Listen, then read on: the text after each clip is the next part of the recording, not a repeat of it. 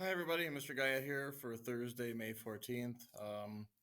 One of the things that I really want to emphasize and kind of get across and make sure that we practice enough during this distance learning is with use your phrases and clauses work. It's usually a big focus of the fourth quarter, and hopefully it's one of those things that's kind of easier to bear down on and easier to think about when you're just kind of on a computer and don't have everybody around you. It's important to me to make sure that when you start sophomore year next year and that you've left freshman year with some good writing skills and some ability to create some different types of sentences. To me, that's a major important deal for me. For you. So today I just want to go. I want to review participles. I know we went through a positives last week and then a little bit this week. So I just want to review for you what a participle looks like. They're very similar to a positives. They are both are extra phrases that describe nouns. They are both usually within commas. They both usually are in the same places that you'll find a positives, but they just are formed a little bit differently and start with a verb form rather than just like an a or an and like in a positive. Okay. As you look at the screen here, I can see it says that the Super Bowl, a highly popular television event, was very entertaining. As I look at what that phrase here begins with, it begins with and it's going to be a phrase describing the Super Bowl. So that is going to be a positive. Okay. Versus if I see here Tom Brady fumbling the ball late in the game has taken a lot of blame. Well, now my phrase here describing Tom Brady, all of a sudden, remember, it starts with a verb form. In this case, fumbling. So if I'm saying fumbling the ball late in the game, it's very similar to a highly popular television event. They both are in the middle of the sentence, but this does not start with a verb form, whereas this does, fumbling. Okay?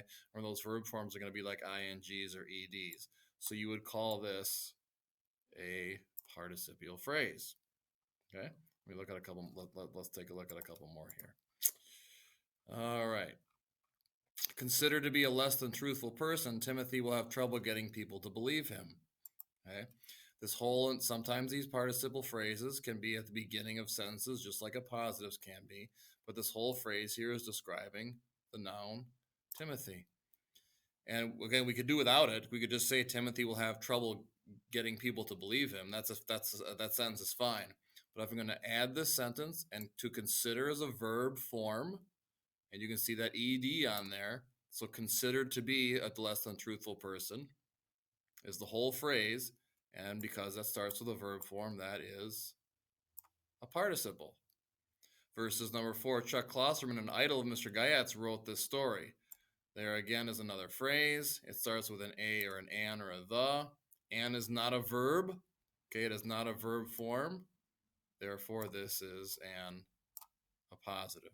Okay, when they're in the middle of a sentence, usually they are going to take commas on both sides. However, I want to show you one very unique example, which is a little bit different as far as the punctuation. Okay, take a look at this sentence. This sentence says that the teachers throwing water balloons at the students were asked to meet with the principal. Now, the subject of this sentence is teachers. There's your subject. And were asked to meet with the principal is the rest of the sentence. So were asked is actually the verb. Now, the phrase here, throwing water balloons at students, is a participial phrase because the whole phrase describes the teachers. Now, the difference here is, though, what would happen if we took this participial phrase out? What would happen if we took out throwing water balloons at students? What would we have left? We'd have left that the teachers were asked to meet with the principal. Now, taking that out radically changes the meaning of the sentence, doesn't it? Because it's really, all of a sudden now it's just general teachers. We don't know which teachers. Whereas in the original sentence, it was specifically the ones that are throwing water balloons at students.